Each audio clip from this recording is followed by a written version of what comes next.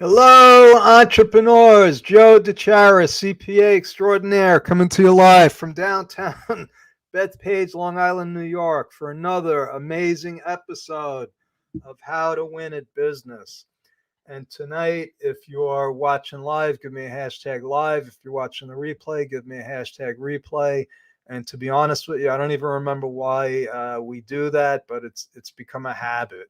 It's become a habit, and you know what habits can do to you if they're bad habits or good habits. And right now, the government is showing some of their bad habits, and their habits are to uh, throw money in the wrong places, if that makes sense.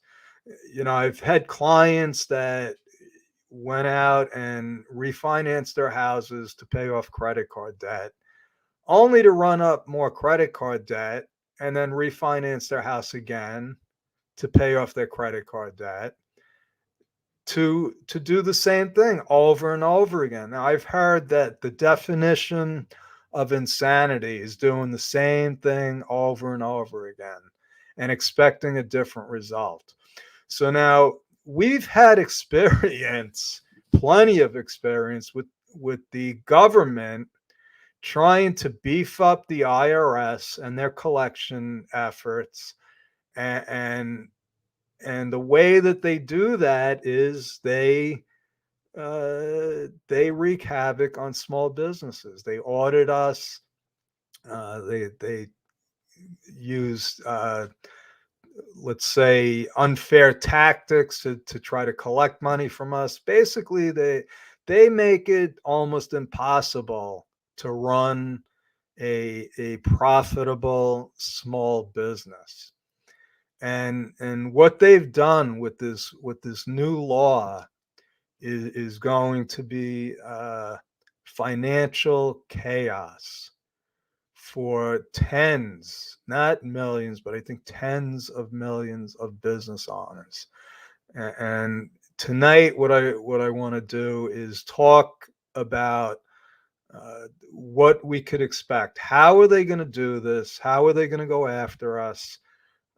What can we expect, and how can we protect ourselves against an army of 87,000 new IRS agents? I don't even know if there's 87,000 people that want to work for the IRS, because I'm hearing that we got a real problem with people aren't going back to work.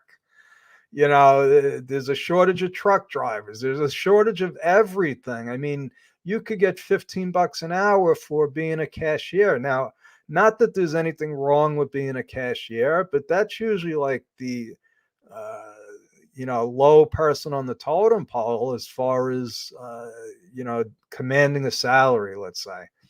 So, you know, we're in trouble from a lot of different fronts, and it wasn't too long ago that the only thing we had to worry about was really, how do we survive the pandemic?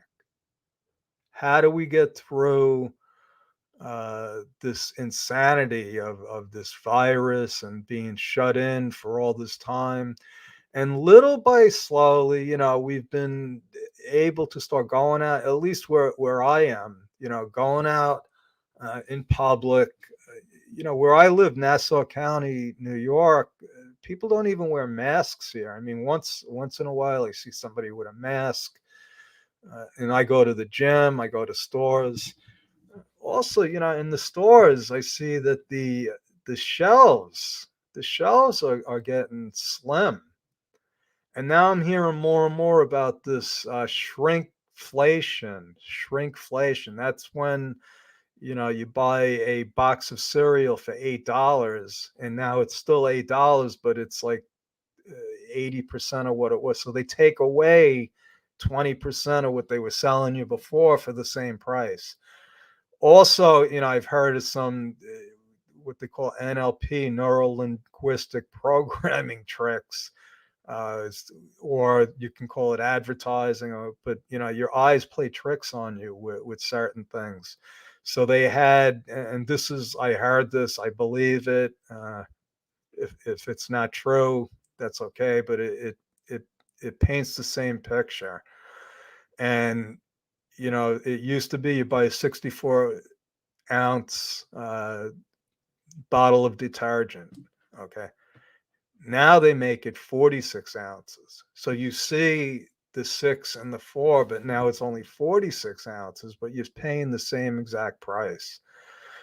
So that's another thing. There's serious problems with the supply chain. There's all kinds of products uh, still sitting at the shipping yards because there's not enough people to unload the stuff. I mean, this is crazy. And the government stepped up and gave us all of this money, but not without strings. Not without strings, folks. So if you're watching live, I'd appreciate it if you can give me some comments here, because I'm going to be talking about this stuff for a long time, because what's going on right now is it's a change in the structure of everything. It seems it's just like the pandemic basically brought to light a lot of the structural flaws that we've always had with bureaucracies, the IRS, state and local governments, because they just you know business owners know how to pivot. Okay. Government doesn't know how to pivot. They don't know how to, I mean, they're just slow to react. I mean, it's frightening. It's frightening. So what the pandemic did was, chased a lot of people home. They couldn't do their jobs. Uh, the IRS couldn't do their job to begin with. They couldn't do their job to begin with. Now you throw this on top of the fire, and you incorporate, the post office and all of their inadequacies, and the fact that you can't even rely on them to deliver a letter to the IRS, let alone getting the IRS to open a letter. Uh, the mysterious part of all this is that the collection part of the system hasn't stopped. But I know my aunt is still waiting for her refund. I have another client waiting for $17,000 refund that we applied for in April, and they're still waiting for it. And it says on the internet site that they're processing it.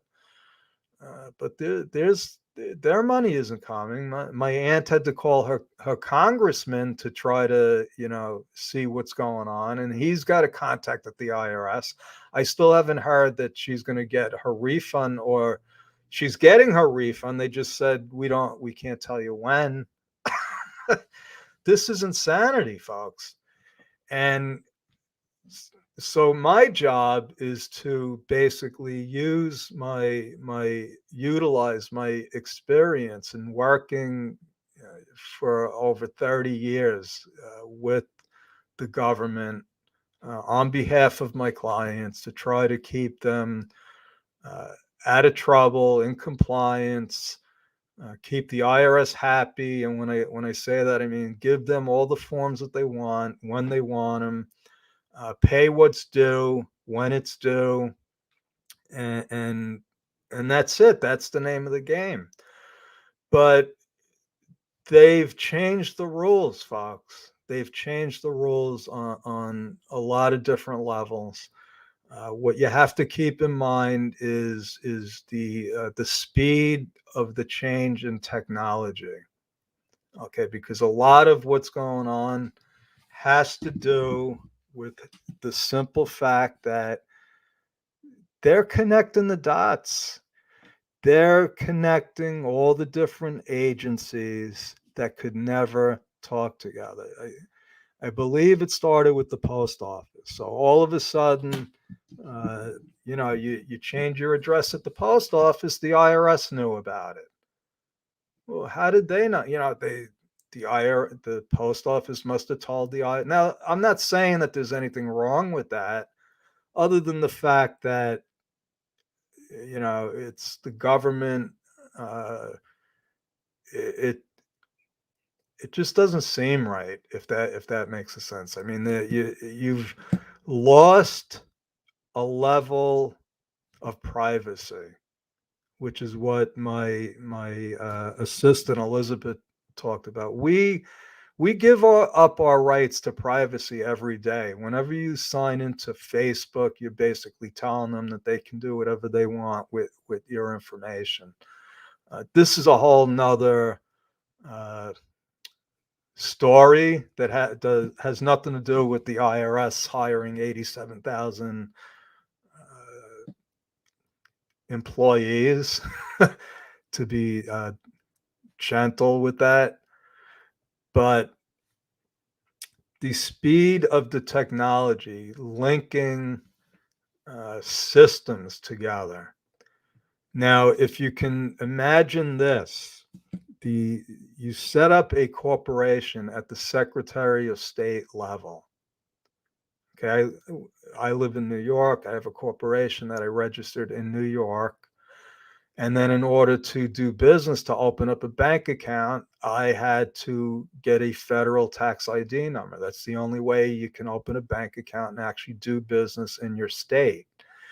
Now, what was always strange to me was that the IRS, as far as I know, was not linked to the state.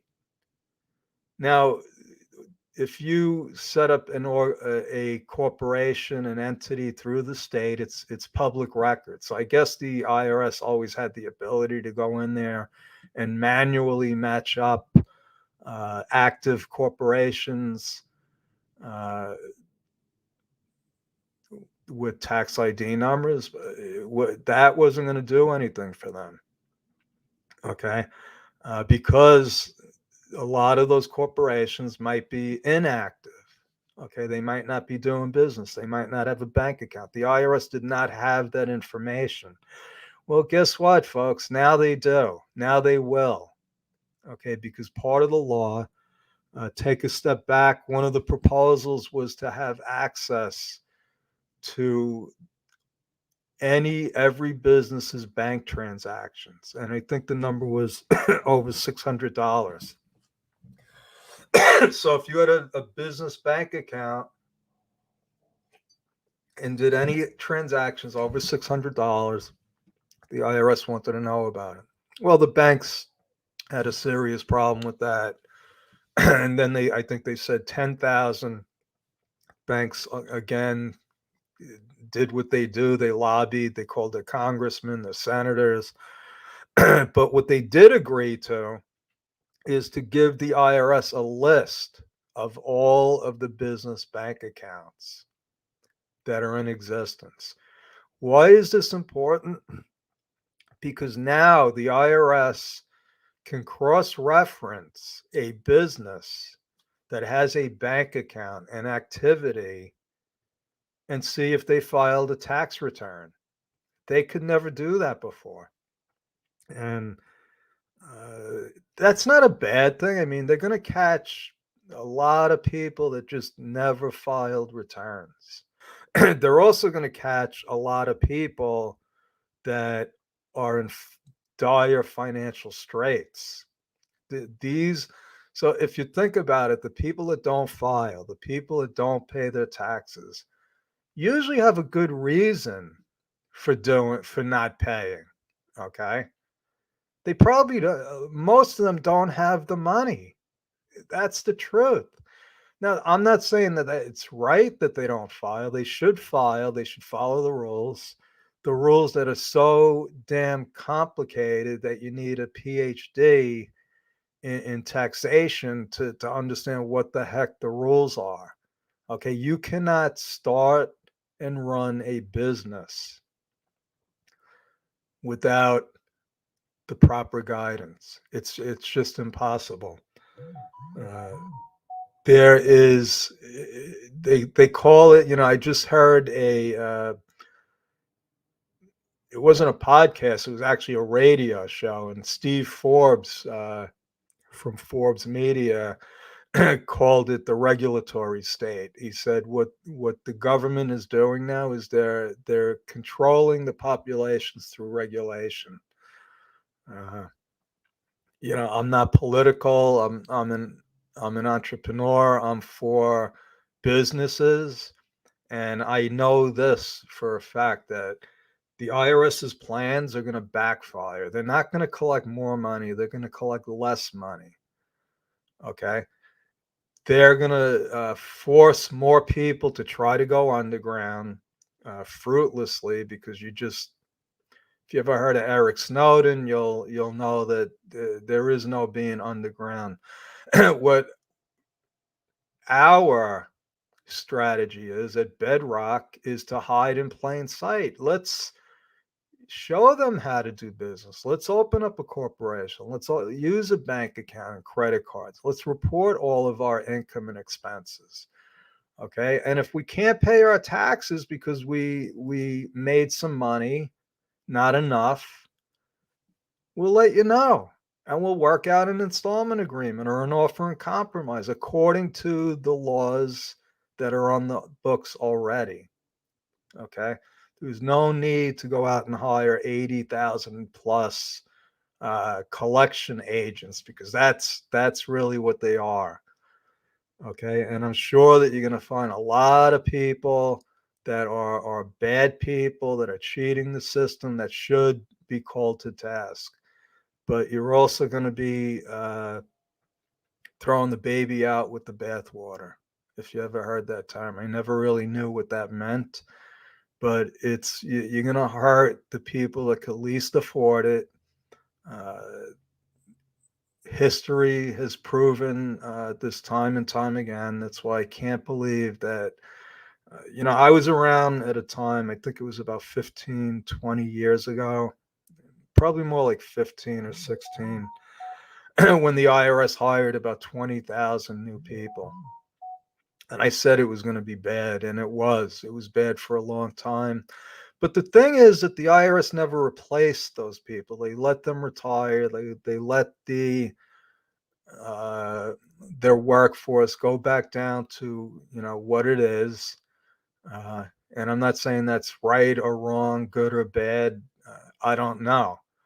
But they've made do with what they had. Now all of a sudden, uh, they want to unleash the Kraken on U.S. based businesses. And I don't know what the solution is. I didn't spend the $7 trillion that they want to collect, but I do know that what they're doing is going to hurt a lot of people. And that's my story. I'm sticking with it. If you want to learn more about what we do at Bedrock, if anything I said resonates with you, you can go to timewithjoe.com. I love talking about business, how to fly under the radar in plain sight. And if you're free on Fridays, we have mastermindwithjoe.com, where we play Jeopardy. We have fun, we learn, we network, and we support each other. So God bless. That's my story. I'm sticking with it. Over and out. And I will see you again for another amazing episode of How